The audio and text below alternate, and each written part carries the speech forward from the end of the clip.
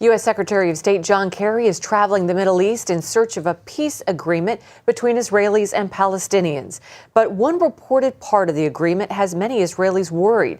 Middle East Bureau Chief Chris Mitchell has that story from Israel's Jordan Valley.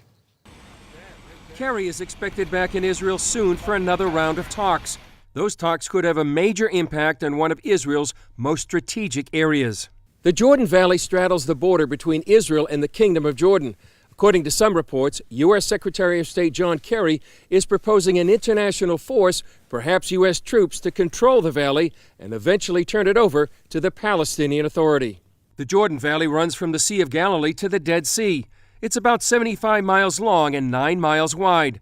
It forms a natural barrier between Israel and its neighbors to the east, Jordan, Syria, Iraq, and Iran. Many see it as Israel's security belt, a geographical barrier and an indispensable military buffer.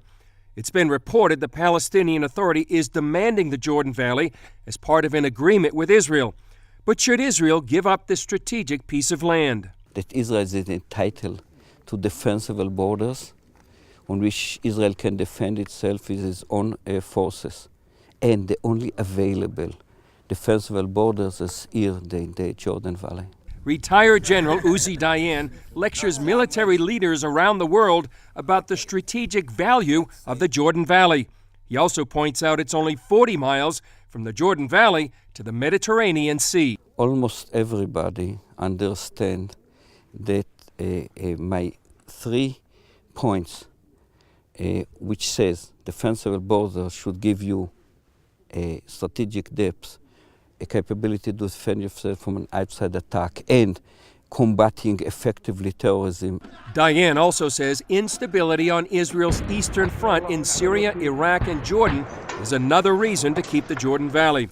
David El Haini, the mayor of the Jordan Valley Regional Council, wonders what will happen if Israel's friends are wrong. Our friends, the United States, the European states, says take chance, take risk for the peace, and give up all the area.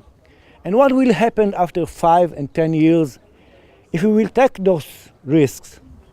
And the border will be near Tel Aviv, and they will throw fire and bombs to Tel Aviv. We can't take any risk. The Jordan Valley has to be under Israeli sovereignty. Past history has made Israelis reluctant to give away land. In 2000, they pulled out of South Lebanon, and Hezbollah filled that vacuum.